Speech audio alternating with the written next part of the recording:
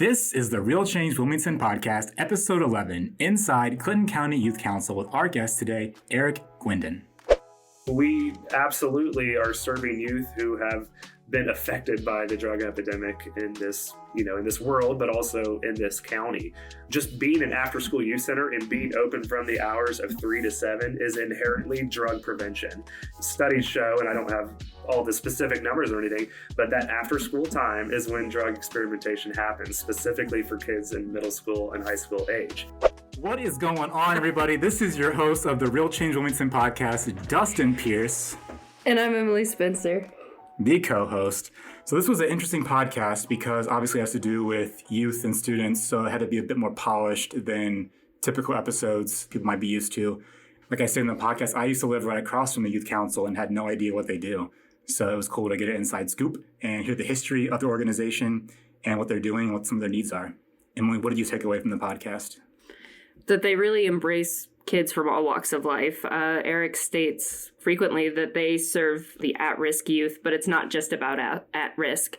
It's about anybody who wants a safe, fun environment to hang out after school. Yeah. Oh, something that stood out to me was just how Eric in some ways views what they do as, I don't know if he said crime per se, but like crime/drug prevention. Mm-hmm. So like, for all we can gather, there's not really a place after school for students to go because we don't have a community center here. So just by the nature of having a building for students to go from 3 to 7 is in and of itself drug prevention, is crime prevention, is just getting the kids to do something good as opposed to just being on their own devices, I guess, or getting into bad things. Right. He said that they use it as that opportunity to break the cycles that these children are coming from, which is great. Yeah, because obviously we have other podcasts that talk about the other issues in Clinton County, like drugs and homelessness. So he's dealing with the kids of those people. So with that, I guess we can go ahead and bring in Eric for the podcast. Eric, welcome to our podcast. Thank you for being here. Thanks for having me. Yeah, so you had some sickness in your family last week, which I recorded, but all better now? Yeah, everyone's feeling good. Thanks for your patience with me. Happy to be here. Yeah, so let's start with just having you share about who you are. What's your background story? How'd you end up in Wilmington? So I am Clinton County born and raised. I am a 2003 graduate of Wilmington High School. My path, I never really thought I would be back in Wilmington. I went away to college, graduated in 2007 from Heidelberg College. I studied Spanish and international relations and really had kind of more of a global perspective, thinking that I might be, somewhere definitely not in Wilmington. But the recession came, and at that time, in 2009, I was living in Athens, Ohio. I was a grad school dropout. I call myself a grad school dropout. I had started a program there, but wasn't particularly passionate about it, and ended up leaving that program and started to do some other odd jobs around Athens. And in 2009, some friends of mine and classmates, Mark Rembert and Taylor Stuckert, founded Energize Clinton County in Wilmington. And they became super passionate about some community organizing efforts and economic development efforts in Wilmington.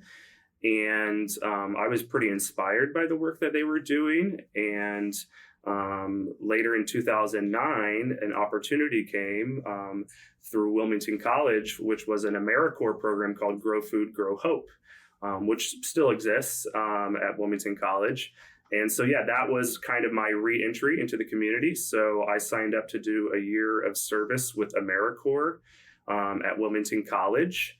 And that was a really cool opportunity to just kind of get our hands dirty, get reintroduced to the community. Our focus was on, gardening, healthy eating. I was the community outreach coordinator. I worked on connecting with families, low-income families or families, particularly displaced by kind of DHL leaving Wilmington. And I organized some backyard garden builds where we provided the materials and the education for families to build their own gardens at their house as a fun activity for their family, but also as a healthy alternative to, just healthy eating, healthy living. So yeah, that's how I got back into Wilmington. And quickly after that, I just got involved in a lot of different things. Once again, just kind of, inspired by a lot of the efforts that Mark and Taylor were doing with Energize Clinton County, and then some other people that were working in the community. So yeah, when I was finishing up my AmeriCorps service, I poked my head in at the Clinton County Youth Council, CCYC, where I was a student, and just kind of offered to be a volunteer, see what was going on there, what programming was going on there. And shortly after I went to visit, CCYC closed. They had kind of run out of money, and they were definitely affected by the recession, and a lot of the financial support that they had got from different businesses had kind of went away at that point. So yeah, CCYC closed, and I was worried that CCYC would not reopen, but the board of directors at that time took a chance, found a little bit of funding, and hired a new director who was a classmate of mine and a friend of mine. And similar story to me, he was actually in an AmeriCorps program in Philadelphia called City Year, which was after school programming, and he was finishing up that service and found out about the CCYC opportunity. I had not finished my year of service with the Food Grow Hope yet, and he interviewed for the job and moved back to Wilmington. So he became the director at CCYC. I jumped on board and started volunteering there, helping out wherever I could. I joined the board of directors, and that's kind of how I got back involved at CCYC and eventually became employed there. Nice. It sounds like, from what we talked to other people, that there's a lot of people that have came back to Wilmington through AmeriCorps. Mm-hmm. So I think that's Desi Rogers' story too, with the Chamber of Commerce. Yes. She said she came through AmeriCorps. Was she part of your program? Yeah, so we were the pilot year. It was a pretty interesting experience. I don't know if you know Tara Leidy. Tara Leidy was kind of our coordinator. She was formerly at Wilmington College. But how many of us were there? I think there were 6 or 7 of us. So yeah, it was a big project that they were able to start. And of the people that started there, many of us stuck around. Tyler Williams is another close buddy of mine and a classmate of mine from Wilmington High School. He came back and participated in AmeriCorps in a different fashion at Wilmington College, and he's now a guidance counselor at Wilmington High School. John Cropper, who's one of my best friends, was with us on that pilot year, and he was a reporter for the News Journal for a few years and is no longer in the community. But a lot of us who we never thought we would be back in Wilmington, and that was our reintroduction. And AmeriCorps, is a really good opportunity to just serve your community, and it's great professional development. And yeah, that's how I came back to Wilmington, and I'm hopeful that AmeriCorps can get started in Wilmington again. I know, speaking of Energize Clinton County, I know Jordan Snar, who was a fellow through Energize Clinton County, was kind of looking at some of those opportunities and talked to some of us who had been in AmeriCorps. So, and that could be an opportunity for CCYC too.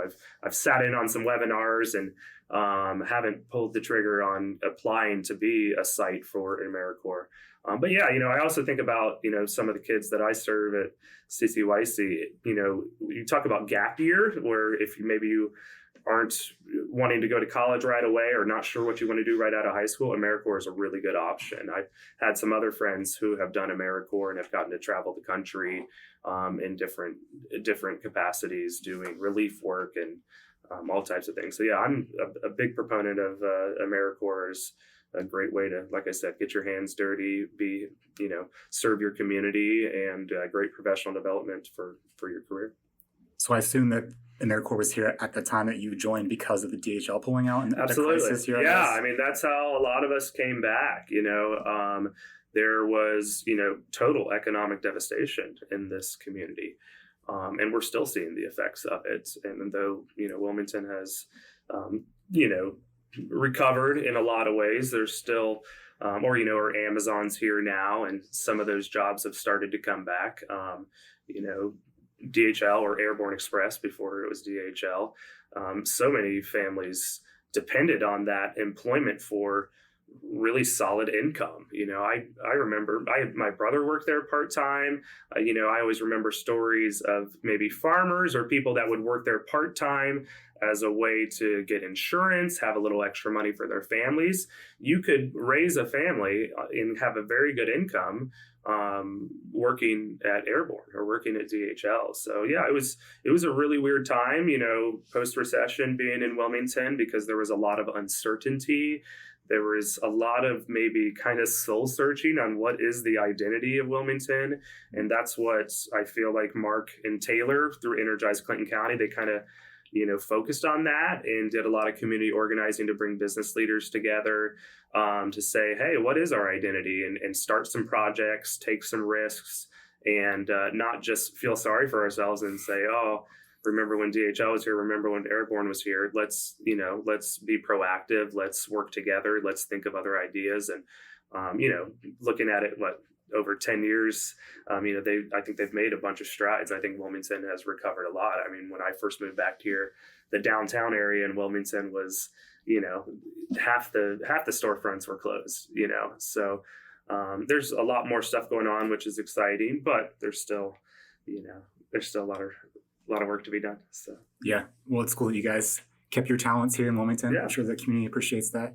It seems to be the common consensus with most of the people we've talked to that DHL pulling out affected everybody here, Sure. people, everywhere. And through hard work and community, they've really brought it back.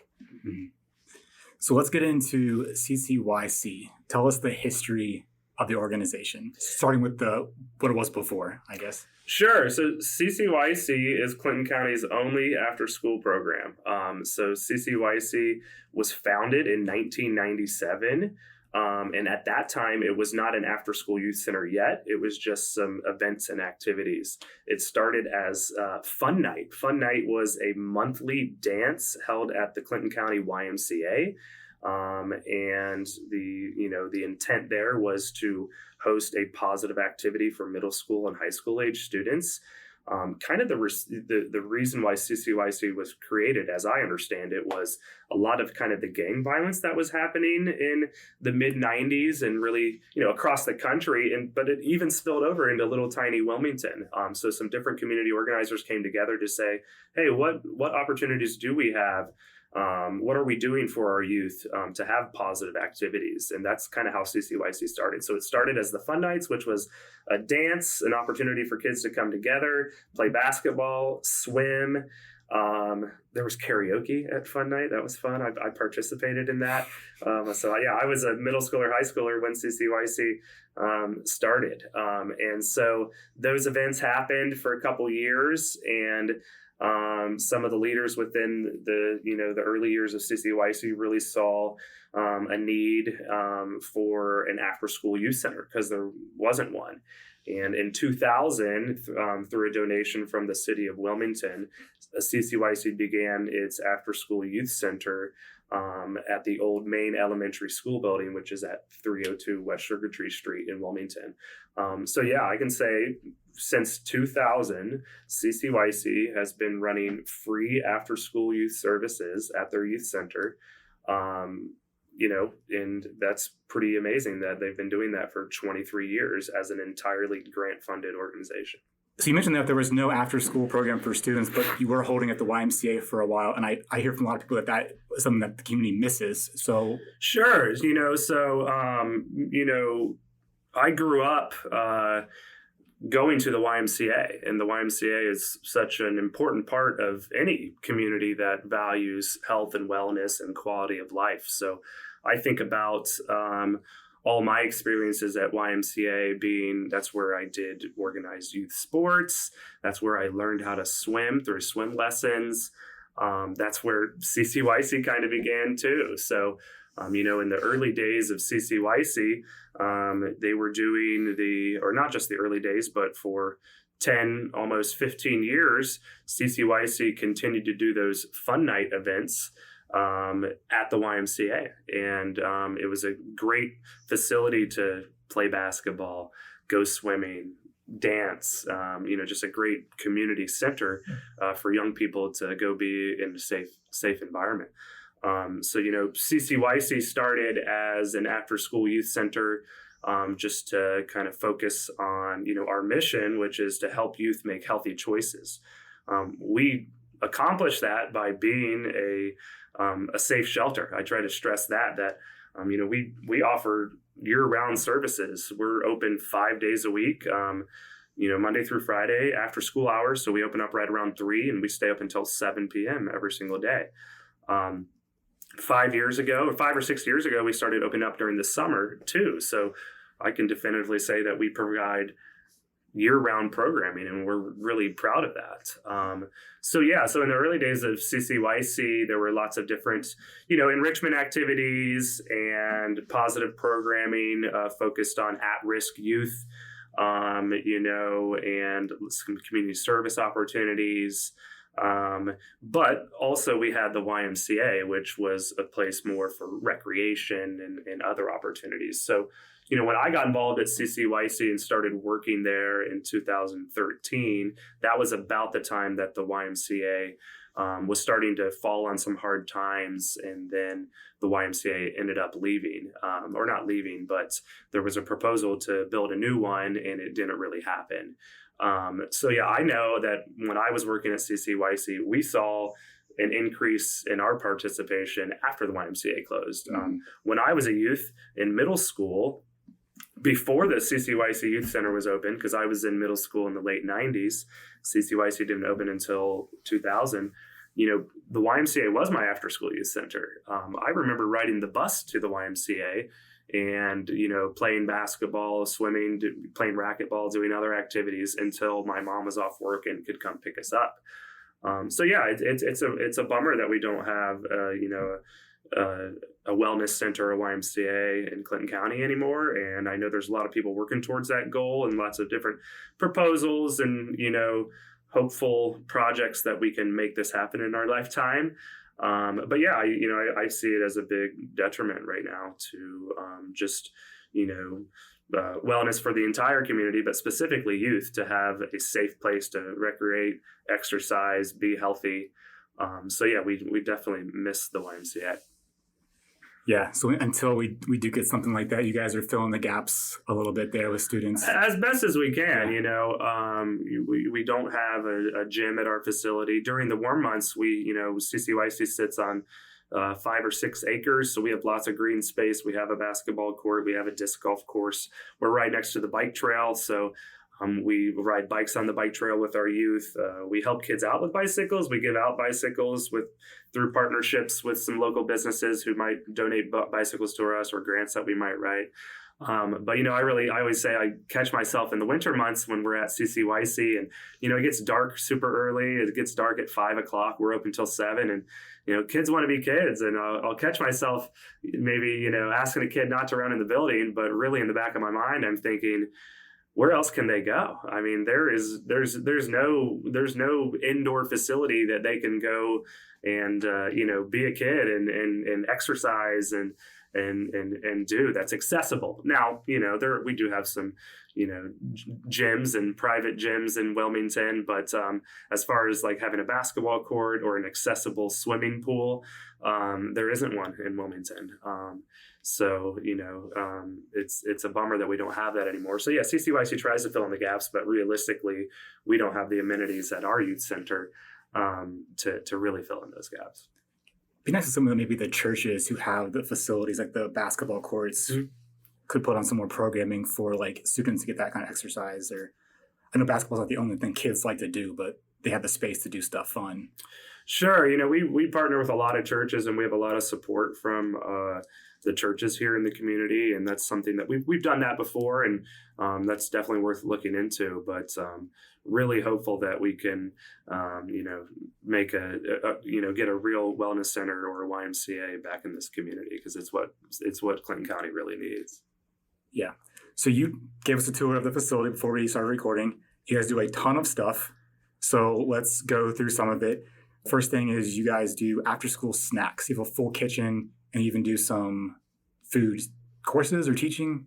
How does that work? Yeah, so, like I said, we're an entirely grant-funded organization, which means we don't get any regular money from the city or the state or federal. So we rely on collaboration and partnerships with a lot of agencies, individuals, businesses, churches in this community. And one of our biggest supporters have been the churches.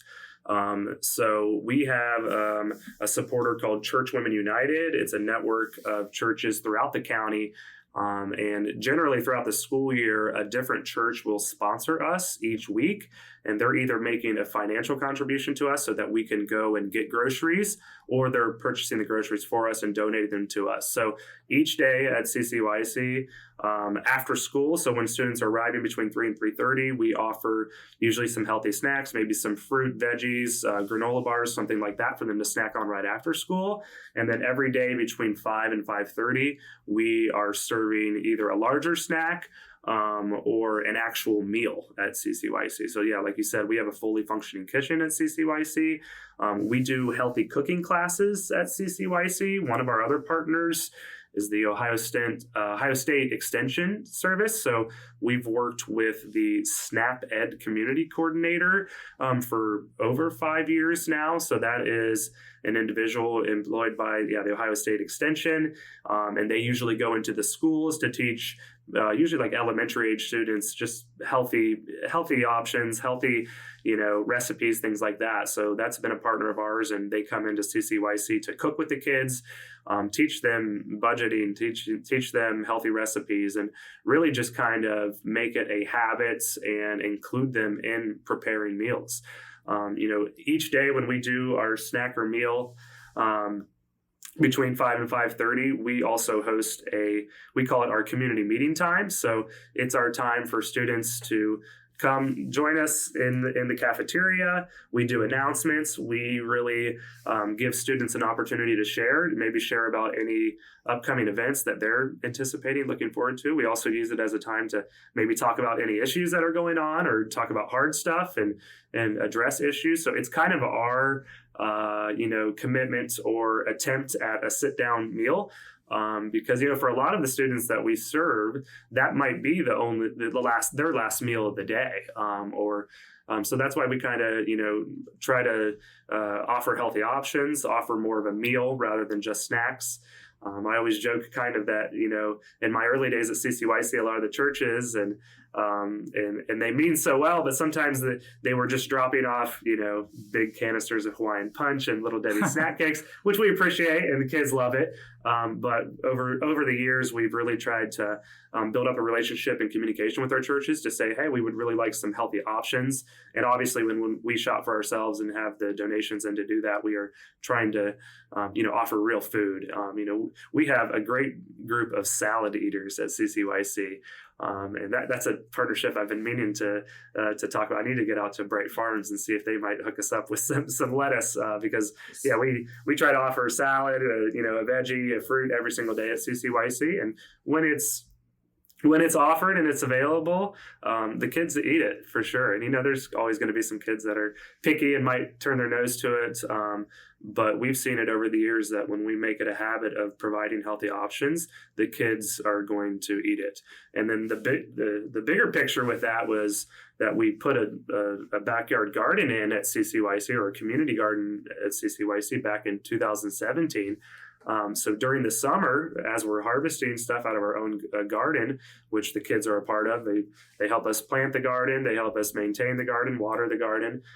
We can use what we grow in the gardens in our snacks and meals program. So, our helper from the Ohio State Extension, SNAP Ed, she did such a good job with checking in with me before her day that she's gonna do her cooking club, and say, hey, what's in the garden right now, and then incorporate what we have in the garden into our snacks and meals.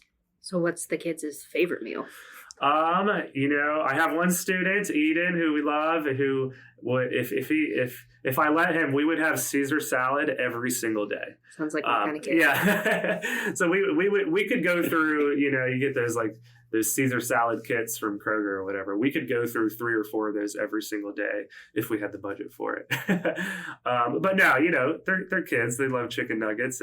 But as far as, when we're cooking together, we love to make tacos on Tuesday. So I always tell people the amount of students that I've taught to brown ground beef is like really mind blowing. I think one of the common things we see with a lot of our students is, being in the kitchen and being included in preparing a meal, planning for a meal, cleaning up after a meal. A lot of that is foreign to them.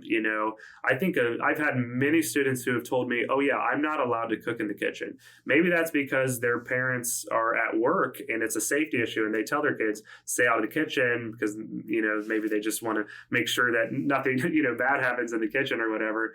It's our goal to really include kids in the preparation of it, so that they can take ownership of it and build those habits and healthy skills so that they can prepare food for themselves, maybe when they're out of their parents' household, or hopefully prepare a meal for their family and their siblings or whatever. So yeah, it's always our food outreach is really important, and we're so thankful to the churches and Church Women United who support us because, it's a huge outreach for us and brings in a lot of students. And, we're generally serving 15 to 20 kids a day at snack time.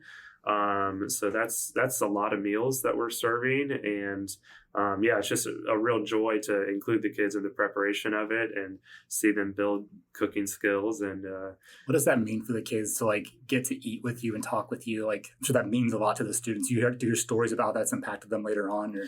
Sure. Yeah. Some of them rejected a little bit. We during our community meetings, we always encourage students to put their phones away. I challenge each kid every day when we're eating, and I tell them to challenge me too if they catch me on my phone, that we put our phones away during community meeting and during our snacks and meals. And so that's really, it's our our effort and intention to make the snacks and meals like a family style thing where we can have real conversations with the kids and learn about them. Usually when we're doing our community meeting, we have a lot of kids who might excitedly share about something they're anticipating. We have band kids who are like, hey, I have a performance coming up, and or students who might have something they're looking forward to on the weekend. So yeah, that's our attempt at that family dinner, sit down time where kids can share and we can have real conversations. That's awesome. Yeah. Cool. So you guys also do mentoring. What does that look like? Mentoring and / academic support? Sure. Yeah. Well, just mentoring in general. That's probably, what CCYC is known for. We serve an at-risk population. At-risk can mean a lot of things. What it definitely means is low income. I would say 85 to 90% of the students that we serve come from low income families. It also just means students who are maybe lacking or don't have a lot of positive adult mentors in their life. I'm on staff at CCYC. I have one former student, Darian Cole, who's 23 now, who's been on staff with us as a program assistant for many years. He's a mentor to our students. Another huge community partner for us is Wilmington College. So I have Wilmington College students acting as interns and work study students. A lot of maybe students who are studying education or who are studying, social work. That's a big one. Psychology. I call them helpers. Young adults who are committed to building relationships. Educating kids and being helpers. So that's what we're really proud of at CCYC, and that's kind of what we go for at CCYC, is just being a safe environment for kids to be themselves and spend time with their friends, but be in a supervised atmosphere where there are other adults who can be mentors and build relationships and show them healthy ways to better their lives or learn new skills or play games or anything like that. So yeah, that's our goal. And anybody that volunteers at CCYC, that's our aim, is to build relationships with kids and and be a good friend and be a good listener. So that means like helping them with their homework sometimes, Sure. and then helping them through like some emotional issues or something might have. Sure.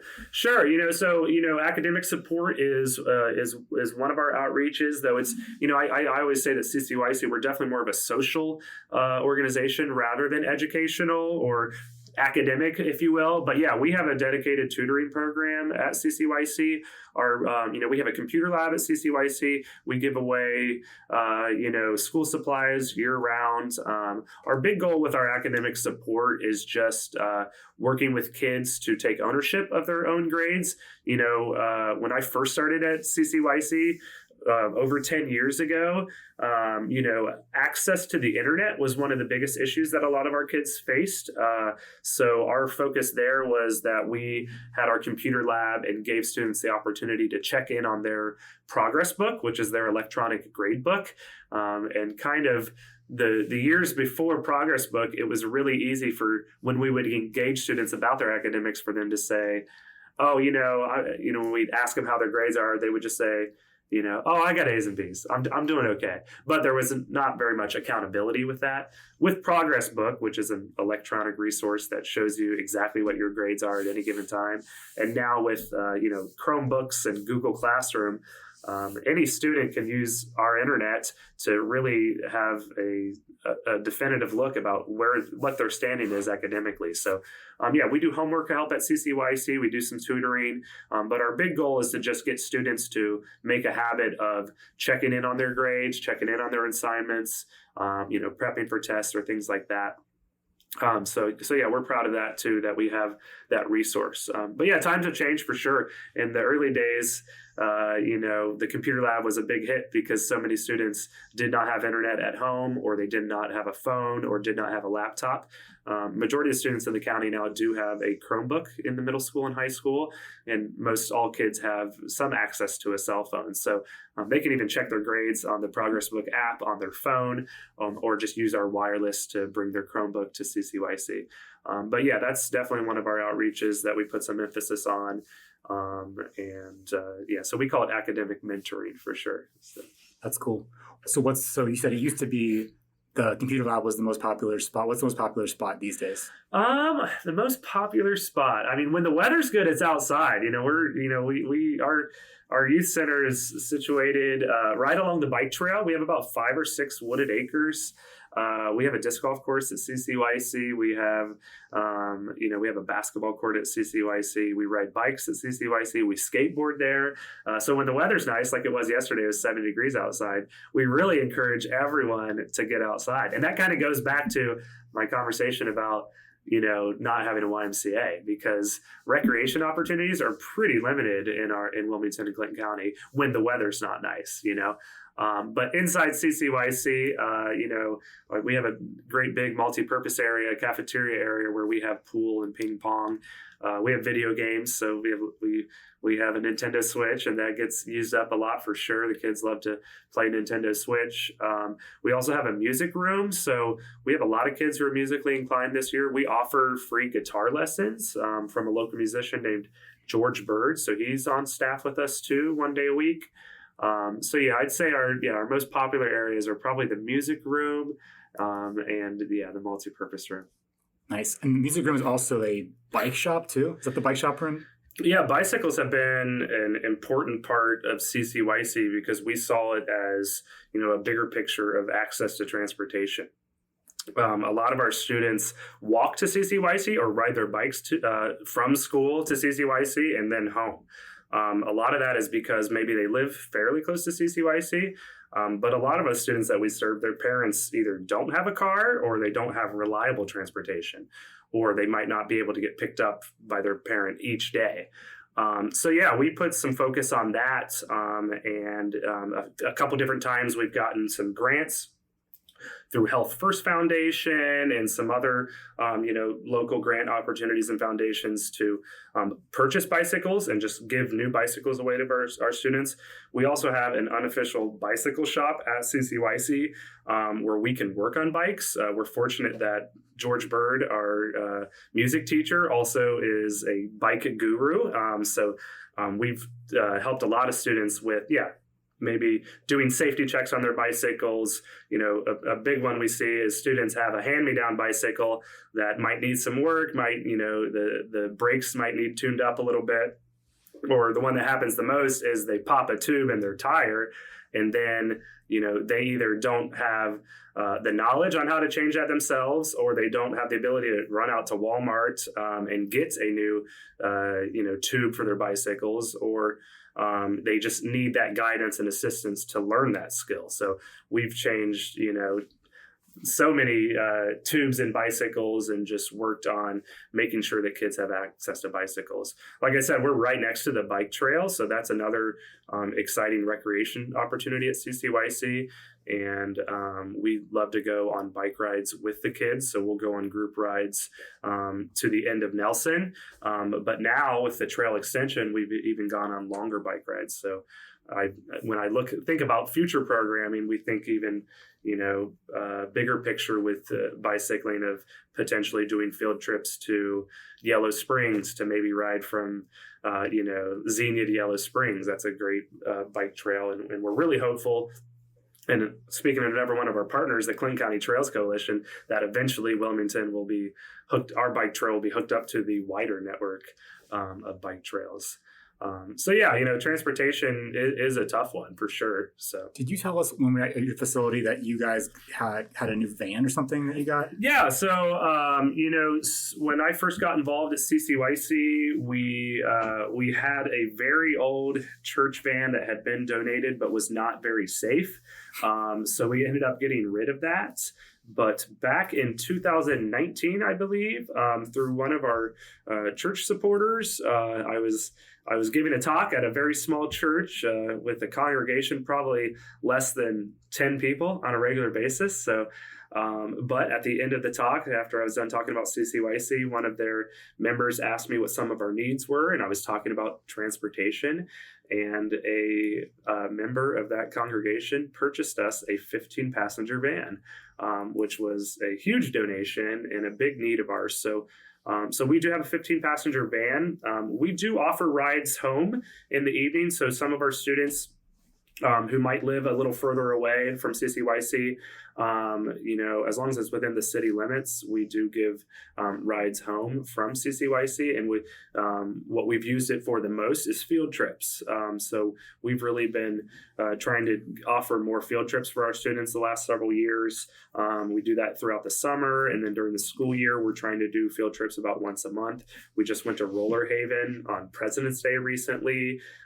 We go to a lot of Wilmington College community events. So it's been real nice to have a safe, fairly new 15-passenger van for us to take kids outside of the community. One story I always tell is a few summers ago, we went to the Cincinnati Art Museum for an exhibit. So we went with our art teacher. It's another program that we have, is an art club at CCYC.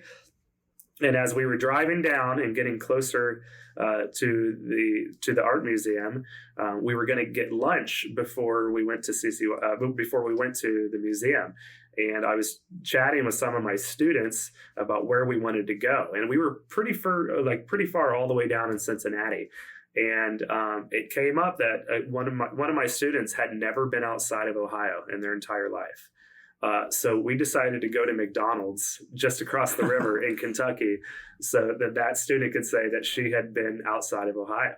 And, that's another, big picture thing about transportation, and specifically about the students we serve at CCYC. A lot of them have hardly ever been outside of the community. I've talked to students who the furthest they've been is maybe Cincinnati or Columbus. That's a transportation issue, or it's expensive to travel. So that's something we think about a lot too when we're trying to plan field trips and experiences for our students, is what can we do to give those students an opportunity to see stuff outside of Clinton County. So we're real fortunate to have that transportation. Now, I don't have a bus driver. That's something I would like to do, is add a staff person who could be a full-time bus driver, so that because it's tough when we have a small staff to be the bus driver, and currently I'm the only one on the insurance. My other staff person is actually too young to be on the insurance for the CCYC van, but that's something we're definitely going to focus on going forward, is transportation and giving students opportunities to get outside the community. That's important, because I know Emily's story is she's from Hillsborough and just always lived in like a small town. And when we went to college, she had a meltdown. Culture shock? Yeah, so I grew up in Hillsborough, out at Rocky Fork Lake. Was very sheltered my whole life. And then I did what you did. I said, I ain't staying here. So I don't think he said it like that. That's kind of how I felt. So I moved up to Cleveland and went to Kent State. Okay. And I had never seen so much diversity in my whole life. I went from a town of 7,000 to a small area of the college with 40,000 people. And I was like, wow. It was just a lot. Yeah, so to your point, it's important to get kids out of the community and get their perspective of the world. Sure, yeah. And I think about so many students, and something we could segue into is job preparedness or employment after high school. So many of them where, their entire family network or people that they're close with, is all within Clinton County, or maybe they can never envision themselves maybe going to college or taking an opportunity or an employment opportunity outside of their county, because they don't have any mentors in their life who have lived a life outside of Clinton County. Not that there's anything wrong with that, but it's definitely something we focus on giving students an opportunity to see things outside of the community, to hopefully inspire them to maybe an employment opportunity or education opportunity, and just see new and exciting experiences. Do you have them interact with other people in different careers then? So maybe a doctor at CMH or a business person, so they can just get that ideas in their mind that people can do these kind of things? Sure, yeah. So we, I feel like in my beginning days at CCYC, we had majority middle school age students, but in my time there, our retention seems to have improved a lot. So we're seeing a lot of kids through graduation. So some of the programming that we've tried to focus on is job preparedness or post-secondary opportunities. One of the things that we've done the last several summers, and one of our other community agencies that's a partner of ours, is the Clinton County Board of Developmental Disabilities. And we host a summer employment camp with them, where we are focusing on students with special needs, young adults with special needs. And we do kind of a 2-week intensive camp with them, where we are building job skills, building resumes with them, doing interviewing skills, and then we're taking them out into the community to a variety of different careers and opportunities, so that they can go see what it's like to work at different places. So yeah, we've been to CMH, we've been to a lot of the bigger employers and Amazon, so that students can see the different opportunities that are out there. Another one of our partners is Laurel Oaks, and we have a lot of students who are at CCYC who are students at Laurel Oaks, the vocational school. And I think that's, the vocational school out there is really robust and lots of opportunities. So I really, students get to make that decision their sophomore year. So when I have students who are freshmen or sophomores, I really try to guide them and help them to, if they feel led to do that, see Laurel Oaks as an opportunity, because there are very real career opportunities if you take advantage of them out at Laurel Oaks. That's awesome. Yeah. I like that you are encouraging and teaching children how to care for themselves, to do all these things, because I graduated in 2016, and one of the things that I felt like I complain about a lot is that I was not taught how to do anything life skills wise out of graduation. My husband's a couple years older than me. I actually had to teach him how to write a check. Yeah. You can laugh. I was like, Kevin, really? Come on, Javen, step it up. That's what I'm saying.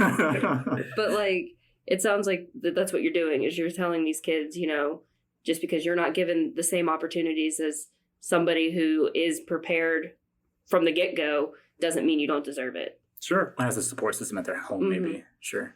Sure. Yeah. That's the other thing I think about a lot too is that we're trying to give our students opportunities outside of the community. The reality is majority of the kids we serve are going to be staying in Clinton County. And when we think about, just the hot button issues in Clinton County and, the drug issues or employment issues, we're really trying to hit all those things with our students of giving them opportunities to be successful when they graduate high school. For some of those students, college might be an option, but the post-secondary landscape has changed a lot in the last 10 years as well. So we definitely want to do job preparedness with our students and open their eyes to different, employment opportunities and skills so that they can get a good paying job and go out on their own and be independent. So we do have issues in the community of drugs and homelessness and so forth.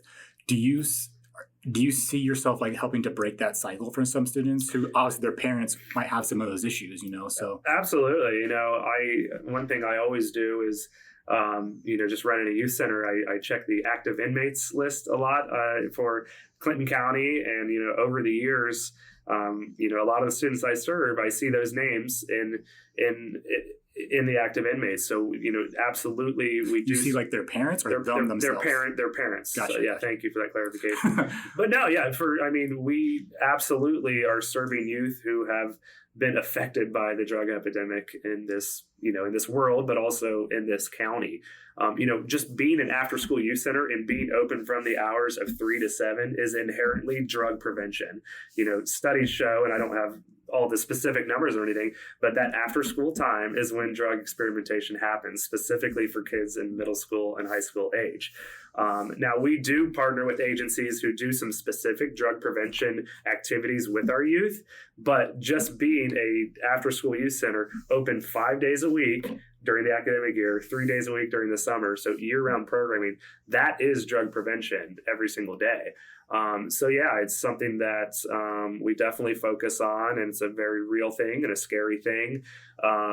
That's why we're open those after school hours, and that's definitely what we're working for. So during winter break, are you open the 3 or 5 days a week? Winter break's just 2 weeks, so we throw a big Christmas party right before the end of the second academic quarter, and we take a small break there. So we're closed for 2 weeks then, and then back open. So we do try to stay open on days. I feel like the last several years there's been more teacher work days and teacher in-service days where on a Monday or a Friday the schools are out. So rather than us just taking a break and saying CCYC is closed, because we do try to align our calendar with the schools, those days we usually open up early and stay open later so that we can be open on those days that, the kids might not have anywhere to go, or maybe their parents are at work, or we often schedule our field trips on those days. I know in March they have 2 days off for teacher work days or teacher in service days. So we try to fill in those gaps for sure of when the schools are closed. What can we be doing to provide some programming or field trips or whatever? So what is the organization structure of CCYC? I'm assuming you're the director, and then what does the rest of the staff look like? Yeah, so we're a very small organization, but through collaboration and partnerships, we have a pretty robust network of volunteers and volunteer staff. I do have a part-time staff, a former student of mine, Darian Cole, who is his title is program assistant. So he's with us Monday through Friday during the after-school hours as a mentor and kind of program leader. We also have a music teacher on staff 1 day a week, and our art teacher. So we have an art club once a week. That's Mary Beth Thorngren, who's a local artist and just awesome mentor to our kids. But besides that, we rely on partnerships with other agencies and volunteers. And then, we have a great relationship with Wilmington College, who provides work study students or interns. So students who are looking for, experiential learning through their majors. So we've had lots of education majors spend time at CCYC. I really enjoy working with social work and psychology majors. Those are students who really have a heart for helping others and definitely kind of get what we're trying to do at CCYC and work well with what we're trying to do. And then, lots of different agencies who might come in and offer programming or just partner with us to carry out our programming at CCYC. We're a member fund of the Clinton County Foundation, so that's where we get our nonprofit status. So that's a kind of an umbrella organization that keeps us legal as a nonprofit organization. They also fund us through some of their grant programs. We get support from United Way. We have a board of directors. We meet quarterly. We actually have some open spots. So I have an application ready for anybody who might want to serve us in that capacity. We look for anybody throughout Clinton County who has an interest in serving youth. But we do have some immediate openings for our board of directors if anybody would want to support us that way. Nice. What are some misconceptions, I guess, in the community about what you guys do or don't do? Yeah, so I think maybe some of the misconceptions are that we are affiliated with the schools, maybe, or that we are funded by the schools, or maybe funded by the city or the county. So we are entirely grant funded, which means all of our fundraising, goes towards what we do and the programming that we carry out, and paying, my salary and our stipends and wages for our other staff as well. It also means all the money we're spending on liability insurance and food and other things, and our transportation and things like that. So that's one misconception, is that maybe they think that we're connected through a wider network of other youth centers or something, but we're entirely independent. So that's one. I think other misconceptions might be, that's I think a lot of people might not know who we are, because we do fly under the radar a little bit because we are a small nonprofit organization. We serve at-risk kids. That means that we are taking referrals from Job and Family Services, the Juvenile Probation Court, guidance counselor from the schools, Board of DD. So I think sometimes people might think, oh, I didn't really know about you guys, but we definitely do focus a lot of our programming on those students who might not have as much or might not have as many opportunities, recreation opportunities, educational opportunities. So I run into that a bit sometimes. I, for a short time, lived right across the street from you guys and had no idea what you were or did. Yeah. That's where, looking forward or thinking about our 5-year plan, I would love to have a big budget where I could hire a full-time program director, many part-time, staff like Darian, so that we could expand our outreach. The other thing that we would love to focus more on is getting the county schools more involved. So we do, through our work with Board of DD, and we do have some Clinton Massey students that come and some East Clinton students that come. But just because geographically we are in Wilmington, majority of the kids we serve at the After School Youth Center are Wilmington kids. So that's something we'd love to do more of, is, and once again, that's a transportation issue. So if we could maybe put more money towards our transportation and organize something with the schools, or organize something with, interested parents who might work with us to get county kids to CCYC, that would be great too. Because once again, the reality is there is no YMCA in this community. There's no wellness center in this community. There are not a lot of free activities for middle school and high school age students to do. It's just something that I think about a lot. And if I haven't mentioned already, 100% of our services at CCYC are free. So we don't charge any membership rates. We also have a very low barrier registration process. I think that might be another misconception, is that, you have to prove your income eligibility or do some big registration process where parents are coming in and touring the facility. It is our goal to, do something that we call practice radical acceptance. We had a former board member, Dow Tippett, who kind of coined that term of saying that, we really work to make any students feel welcome at CCYC. And if I required them to come in with a parent and fill out a bunch of paperwork, prove income eligibility or anything like that, we would be missing out on serving a lot of students, or we would scare some students away. You know what I'm saying? So that's why we call it a low barrier registration. All a student needs to do to come in is, as long as they're in middle school, between grades 6 and 12, and they can provide a couple emergency contact numbers. That's really all we need for them to get involved with our programming. And like I said, everything is free. So they can just come as they are and get involved with us. I think that's where we might have some, similarities with Sugar Tree Ministries, where, we are really trying to keep our doors open for anybody that needs a place to hang out.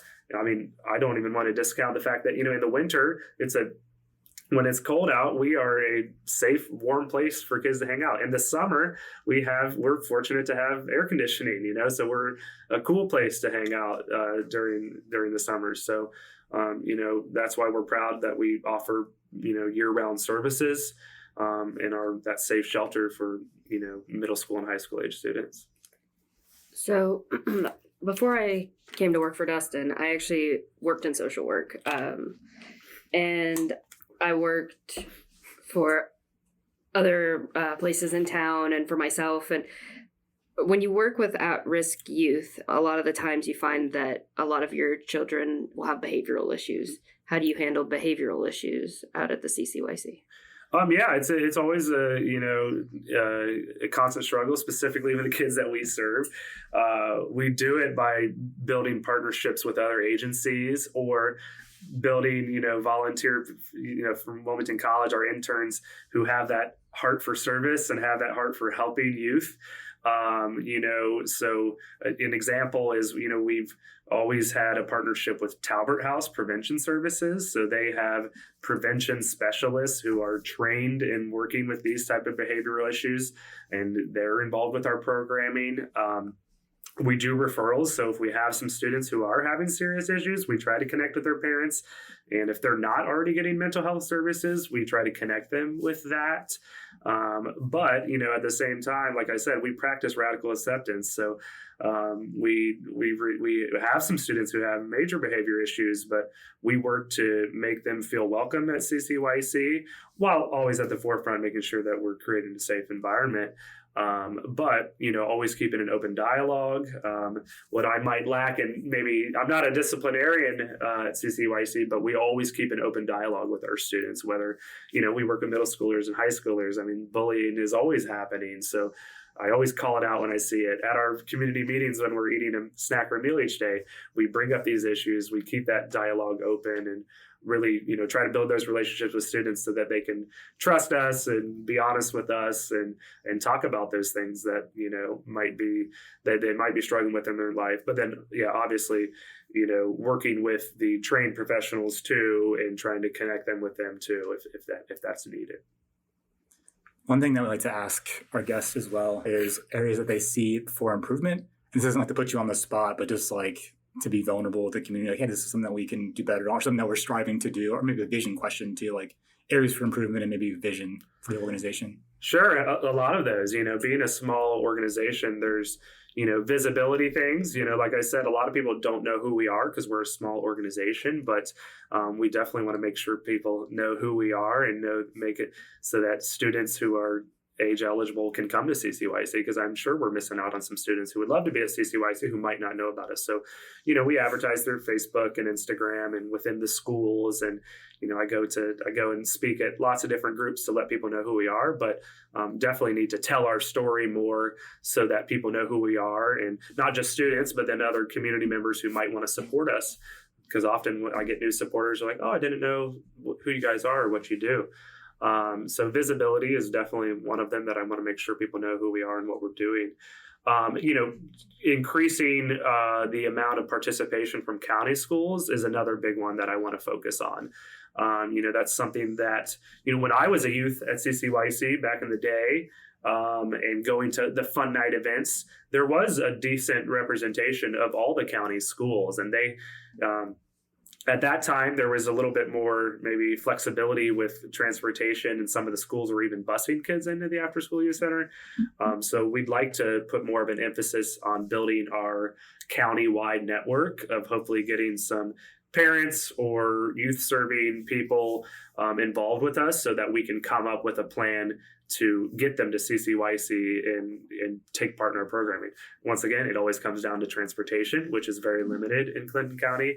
But that's something we definitely think about, is what can we do to get students to CCYC if they don't live close to CCYC. And then, I've brought it up a bunch. I mean, the lack of a wellness center or YMCA in our community is really challenging, and we want to give students opportunities for recreation and healthy living. Swimming, that's something I haven't talked about yet. I have over the years given opportunities for our kids to access the pool at Wilmington College, but that's not something that we can do on a regular basis. So we did, maybe 5 years ago, we did a summer series of swim lessons that took part for 2 weeks. And I had 10 students participate that, and I surveyed the kids before the swimming lessons, and 100% of them had never had a swim lesson in their life. 100% of them had never been a member at a pool in their life. So, I see swimming as a human right, not just a privilege for people who can afford to pay money to go to a pool or become a member at a pool. So that's a big one. And, the YMCA, which has a pool, or, the YMCA had a pool when it was open, and that was pretty accessible for people all over the county to have affordable swim lessons there. So that's something that we've partnered with Kiwanis, which is another organization here in Wilmington, who had brought some of us together, some youth serving organizations together last spring, and said, hey, what are some things that need to happen to help youth in this the community? And that's one that I brought up. And Kirsten Harris, who's a leader within Kiwanis, took it upon herself to organize community-wide swimming lessons. Last summer, we did them at Sabina Community Pool. Over 60 kids participated. It was accessible. It was affordable. So there was a small fee to involve. I think it was $60 for, we did it for over a month. So it was 2 times a week, over a month. So lots of sessions for a very affordable price. There was also scholarships available, and CCYC sponsored those. So if kids could not participate because of money, CCYC sponsored them. We also sponsored the transportation. So I took a handful of the students in our CCYC van to Sabina for those swim lessons. They did another round of those lessons at the Wilmington College pool in the fall, working with the Wilmington College swim team. And right now, their registration is open for the 3rd session of swimming lessons. So we're really fortunate to have a partner like Kiwanis, who has, asked youth serving organizations, hey, what are some of the needs? Swimming is a huge need, access to pools and learning how to swim, which is, a very real life skill that I feel everyone deserves to have. So super thankful for Kiwanis for taking the lead on that, and for groups like the Wilmington College swim team who have stepped up to help lead those swim lessons. So, hopefully in the very near future, we could have a facility that would have an accessible public swimming pool. But in the meantime, we're going to continue to work with other organizations to offer those opportunities. Nice. Anything else you want to share before we jump off the podcast? We didn't cover yet. We didn't talk about disc golf. We didn't? Or maybe I mentioned it. Yeah, I'm the disc golf guy. CCYC, our outdoor space at CCYC is a public space. We do ask that if you're not in that middle school to high school age, category during our after school hours of 3 to 7, maybe give preference to the CCYC kids to use our outdoor facilities. But we have a basketball court at CCYC. We have a 9-hole disc golf course at CCYC. Disc golf is an excellent, accessible sport. It's something that I've been passionate about for a long time, and I love teaching disc golf. So we have a 9-hole course at CCYC. All you need is one disc. We have loaner discs at CCYC. We even have an unofficial pro shop at CCYC where we have new and used discs that we sell or ask for donations to help CCYC. So if anyone is interested in playing disc golf or learning disc golf, feel free to stop by the CCYC and we'll hook you up with some discs. We'll teach you how to throw. And then we have events periodically too. The other thing I want to mention is community service. So that's something we try to always offer our students as community service opportunities. We participate in 2 big community events a year. One of them coming up on Saturday, April 29th is Global Youth Service Day. Global Youth Service Day is an international day of service where we try to empower youth to take on projects to better their community. So at CCYC, we've been doing this since 2010 or 2011. We do some cleanup projects on our campus. We get our garden beds ready for the planting season. We send youth and college volunteers out on the bike trail, and we pick up litter all along the bike trail and along the creek that runs along the bike trail. But we also just look for other opportunities and, for youth to take part in community service. The story I always tell about community service, often when I bring up community service to students and invite them to participate, they say, oh, wait, I didn't do anything wrong. Why do I need to do community service? They say that because probably in their lifetime, community service is a court-ordered thing that somebody in their family has been ordered to do. Or if it's a student who is already in the juvenile probation system, they maybe have been ordered to do court-ordered community service. So we really try to give those opportunities year-round. I mean, that can be as simple as participating in getting snack ready or cleaning up afterwards or helping lead programming. But we also like to do those community-wide ones where we kind of celebrate community service and give students opportunities to do that alongside their friends, alongside their family members, other community members, business leaders. Saturday, April 29th, we're doing Global Youth Service Day. It'll run from 10 a.m. to noon. Then we throw our service celebration lunch. So we feed everybody, and then following that, we have a youth disc golf tournament planned, which is just a fun way for students to play some disc golf in kind of a more competitive fashion, but you don't need any experience to participate. That's Global Youth Service Day. And in the fall, usually the last weekend of October, we do Make a Difference Day, which is a similar event and just trying to give opportunities for students to serve. Nice. Awesome. Well, thank you for all that you do in the community and for sharing that with us. And thanks for being on the podcast. Thanks for having me. Well, that is it for today's podcast. Hope you all enjoyed hearing more about the Clinton County Youth Council.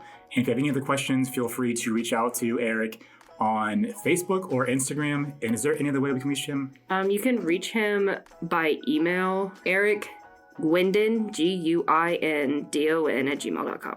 Yeah. If you have any questions that we didn't cover and you want to get answered, definitely reach out to him, and I'm sure he'd be glad to talk with you about that. Or if you're looking for a volunteer opportunity. Yeah. So if you have any questions or feedback, you can always email us at info@realchangewilmington.com. You can connect with us on social media. We have a Facebook and an Instagram, both Real Change Wilmington. And if you're just looking for a goofy little way to spend your afternoon, you can follow us on YouTube. So with that, I am Dustin Pierce. And I'm Emily Spencer. Keep it real, Wilmington.